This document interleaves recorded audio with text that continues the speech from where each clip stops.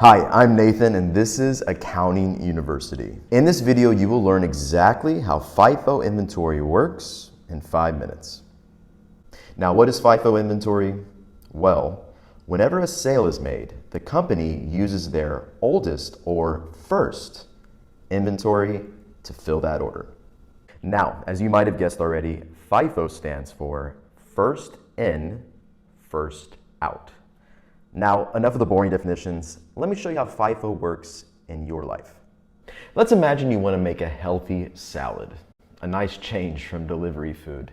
You run to the grocery store to buy the ingredients. After returning home, as you put the groceries in your fridge, dang, you realize you bought more tomatoes when you still had some fresh ones in the fridge. What do? Throw the old ones out?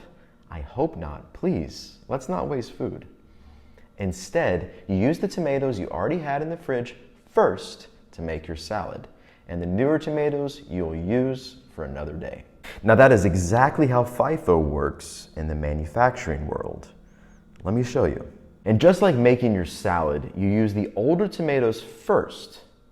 In a manufacturing setting, when a company makes a sale, they look to their oldest or first inventory that they purchased to fill that sales order.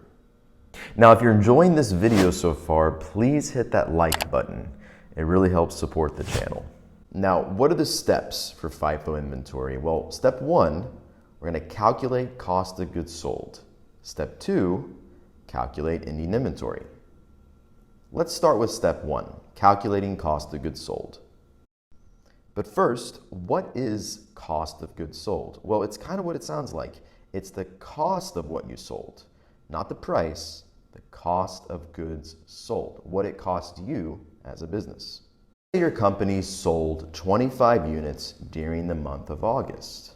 And at the beginning of August, you already had 10 units at $5 each.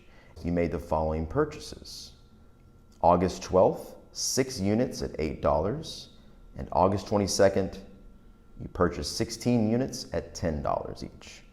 Now, with any FIFO inventory problem, you always need to look at how many units did you sell. And in this example, we sold 25 units. So let's start there. Now, the question is, what do we assign to cost of goods sold? Just like we were making that salad, we're going to take the oldest inventory and assign it to cost of goods sold first.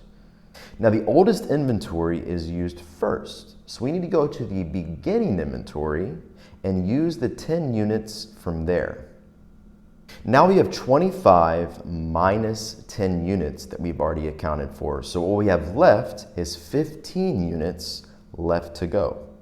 So now we go in order of time, and the next oldest purchase was on August 12th, and we're going to take all of those 6 units there. Now we have 15 minus 6 units. So now we have 9 units left to account for. So now we only take 9 units from the August 22nd purchase.